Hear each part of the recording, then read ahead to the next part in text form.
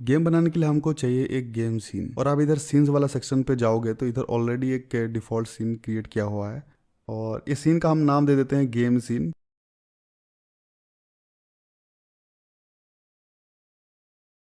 अभी तो एक एम्प्टी सीन है, इस पर हम कुछ एसेट वगैरह ऐड करते हैं। अभी हमने जो एसेट इंपोर्ट किया है उसके अंदर ये UIN BG वाला फोल्डर है जहाँ पर बैकग्राउंड ये सब वगैरह है। तो अब क्या करेंगे, जो बैकग्राउंड है इसको हम ऐड करेंगे सीन पे। ऐड करने का दो तरीका है, अब या तो ऐसे ड्रैग करके सीन पे कहीं पर भी ड्रॉप कर दोगे तो ये ऐड हो जाएगा, या फिर आप ड्रैग करके इसको हायरार्की पे ड्रॉप करोगे तो भी ये ऐड हो जाएगा। ये दूसरा वाला को हम डिलीट कर लेते हैं। अब बैकग्राउंड ऑब्जेक्ट ऐड हो चुका है। अगर हम इस पर अभी क्लिक करेंगे तो आप इंस्पेक्टर पे देख सकते हो एक नया कंपोनेंट ऐड हुआ है इसके साथ, स्प्राइट रेंडरर। स्प्राइट रेंडरर क्या है, ये बेसिकली हमारा स्प्राइट या फिर आप इमेज कह सकते हो, इमेज को ये रेंडर करता है। ठीक है, अगर मैं इसको अभी ऑफ कर दूंगा, अभी ये गायब हो गया है। ठीक है, क्योंकि अभी रेंडर नहीं हो रहा है। इसको ऑन कर दूंगा तो ये वापस आ गया। और इसके अंदर कुछ प्रॉपर्टीज़ हैं, तो इसको हम अभी देख लेते हैं थोड़ा सा। स्प्राइट के अंदर आप देख सकते हो हमारा जो बैकग्राउंड ऑब्जेक्ट है ये सिलेक्टेड है। अगर हम कोई और इमेज को इधर ड्रैग करके इधर ड्रॉप कर देंगे तो आप देख सकते हो ये चेंज हो गया। यहाँ पर हम जो भी इमेज को हम ड्रॉप करेंगे ये उसको रेंडर करेगा। इधर छोटा सा सर्किल है, आप इधर जाओगे तो इधर इधर जितना भी इमेजेस है हमारा प्रोजेक्ट के अंदर वो सब इधर शो करेगा। इधर से भी अगर डायरेक्ट क्लिक करोगे ऐसे तो ये ऐड हो जाएगा। ठीक है, तो मैं इसको अभी पैक कर लेता हूँ क्योंकि हमें बैकग्राउंड ही चाहिए। नीचे एक प्रॉपर्टी है कलर, आपको नाम से ही पता चल रहा है। इस यहाँ पर आप कलर सेट कर सकते हो, कौन सा कलर आपको चाहिए उस हिसाब से कलर सेट कर सकते हो। और आप चाहो तो इधर कलर पिकर भी है, इधर से आप पिक करके आप जहाँ पर भी आप ऐसे पिक करोगे तो वही वाला कलर ये उसको ऐड कर देगा। ठीक है, और नीचे इधर है अल्फ़ा। ठीक है, ये अल्फ़ा क्या है, बेसिकली हमारा ओपेसिटी है। इसको आप घटा के या फिर बढ़ा के आप इमेज का जो ट्रांसपेरेंसी है इसको आप सेट कर सकते हो। इसको मैं फुल रखता हूँ क्योंकि हमें कोई ट्रांसपेरेंट ऑब्जेक्ट नहीं चाहिए। ठीक है, और नेक्स्ट अभी है फ्लिप। इसके मदद से आप इमेज को फ्लिप कर पाओगे। और एक्स और वाई दोनों एक्सिस है। अगर मैं एक्स पे क्लिक करता हूँ आप देख सकते हो ये एक्स एक्सिस पे फ्लिप हो रहा है। अगर मैं इसको वाई पे क्लिक करूँगा तो ये वाई एक्सिस पे फ्लिप हो रहा है। तो इस तरह से आप इमेज को फ्लिप कर सकते हो अगर आपका ज़रूरत के हिसाब से। ठीक है, और बाकी ये जो तीनों ऑप्शन है अभी इसका हमें ज़रूरत नहीं है तो इस चीज़ को हम इग्नोर करते हैं।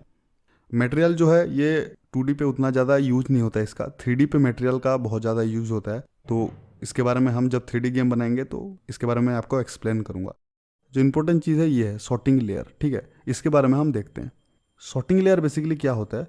अभी तो हमारा यहाँ सिर्फ एक ही गेम ऑब्जेक्ट है। ठीक है, एक ही हमारा बैकग्राउंड है। अब मैं थोड़ा सा और ऐड कर देता हूँ 2-3 ऑब्जेक्ट, और मैं आपको बताऊँगा सॉर्टिंग लेयर कैसे काम करता है। हमारा जो ग्राउंड ऑब्जेक्ट है इसको हम ऐड कर देते हैं।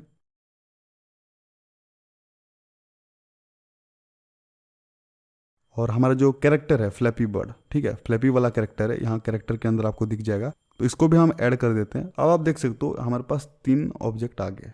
ठीक है, अभी हमने सारा ऑब्जेक्ट ऐड कर दिया, लेकिन अब हम डिसाइड कैसे करेंगे कौन सा आगे रहेगा कौन सा पीछे रहेगा। अब हम क्या चाहते हैं, जो बैकग्राउंड है वो पीछे रहे, ग्राउंड उसके बाद रहे, और प्लेयर जो है वो सबसे आगे रहे। तो उसको हम सेट कैसे करेंगे, सॉर्टिंग लेयर के थ्रू। ठीक है, अभी आप अगर सिलेक्ट करोगे कोई भी गेम ऑब्जेक्ट को इधर, आप देख सकते हो सब डिफ़ॉल्ट पे सेट है सॉर्टिंग लेयर। ठीक है, तो हम क्या करते हैं, सबसे पहले हम एक नया सॉर्टिंग लेयर क्रिएट करते हैं। इधर आप अगर क्लिक करोगे तो यहाँ पर कुछ ऑप्शंस आएंगे, और इधर एक ऐड सॉर्टिंग लेयर ऑप्शन है, इसको क्लिक करते हैं। डिफ़ॉल्ट वाला लेयर ऑलरेडी क्रिएटेड है। इधर अगर प्लस पे अगर क्लिक करोगे तो एक नया लेयर ऐड हो जाएगा। ठीक है, माइनस करोगे तो डिलीट हो जाएगा।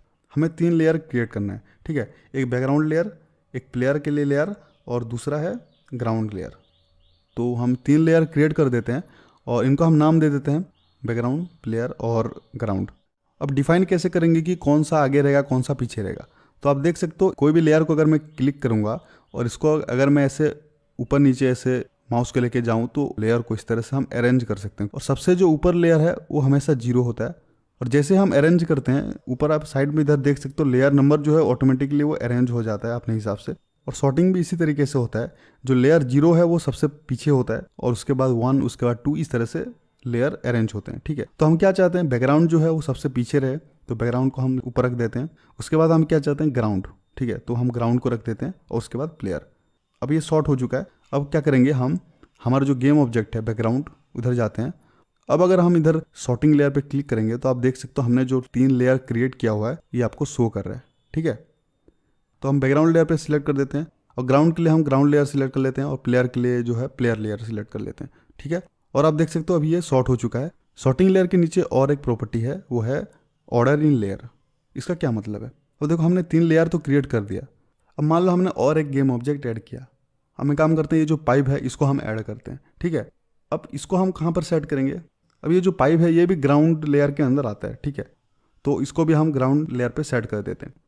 पाइप भी ग्राउंड पे आता है और हमारा ग्राउंड भी ग्राउंड पे आता है। अब कौन सा आगे रहेगा कौन सा पीछे रहेगा ये कैसे हम डिसाइड करेंगे? तो इसके लिए होता है ये ऑर्डिनरी लेयर। यहाँ पर हम नंबर कुछ भी सेट कर सकते हैं। अगर पाइप को हम इधर मान लो इसको मैं अगर 1 कर देता हूँ, अब देखना ये पाइप आगे आ गया। अगर इसको मैं अगर -1 कर देता हूँ तो ये पीछे चला गया।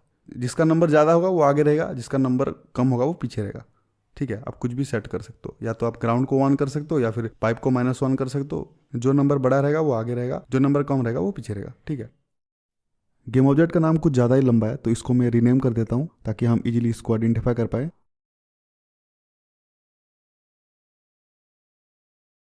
और ये जो पाइप है इसको मैं अभी डिलीट कर देता हूँ, इसको हम बाद में ऐड करेंगे, अभी इसको हम डिलीट कर देते हैं। और सॉर्टिंग लेयर आपको समझ में आ गया। अब हम क्या करेंगे, हमारे कैमरा को सेट करेंगे। सीन के अंदर ऑलरेडी कैमरा ऐड किया हुआ है। तो सबसे पहले चीज़ आप अगर एक नोटिस करोगे तो इधर जो जेड है पोजीशन पे, अगर आप जेड पे जाओगे, जेड पोजीशन पे ये -10 पे सिलेक्ट है। अब बाकी कोई भी गेम ऑब्जेक्ट को आप देखोगे सबका 0 0 पर है, ठीक है।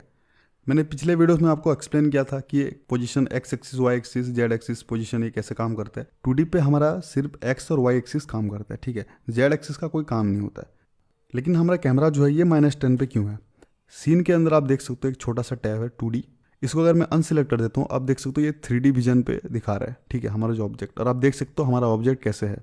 हमारा सारा ऑब्जेक्ट 0 पे है, इसलिए जेड एक्सिस पे सारा 0 पे है। लेकिन हमारा कैमरा जो है -10 पे है, इसका मतलब वो सारा ऑब्जेक्ट के आगे है। प्रैक्टिकली आप देखो तो कैमरा हमेशा ऑब्जेक्ट के आगे ही रहना चाहिए, वरना वो उसको रेंडर कैसे करेगा, ठीक है। जो भी चीज़ कैमरा के आगे है वही चीज़ रेंडर होगा। इसको फिर से मैं 2D कर देता हूँ।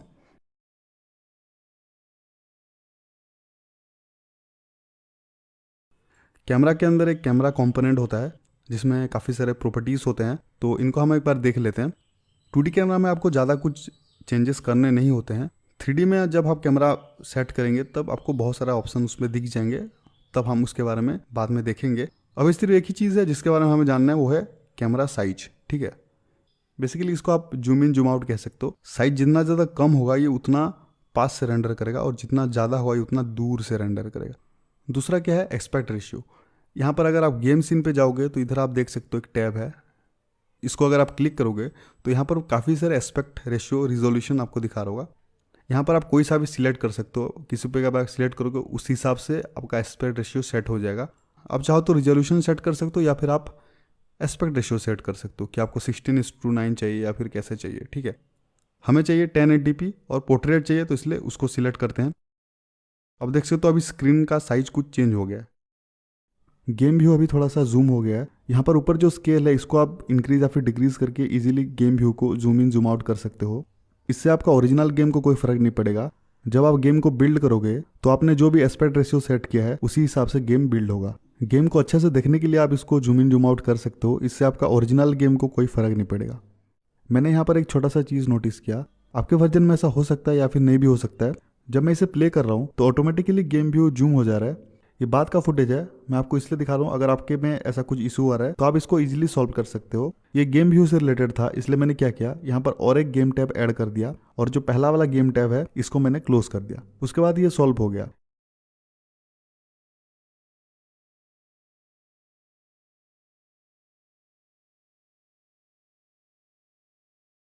ये शायद कोई छोटा सा बग था, आपके केस में भी ऐसा हो रहा है तो आप इसको इस तरीके से फिक्स कर सकते हो।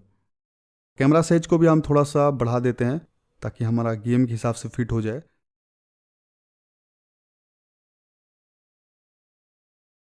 ये वैल्यू सही लग रहा है,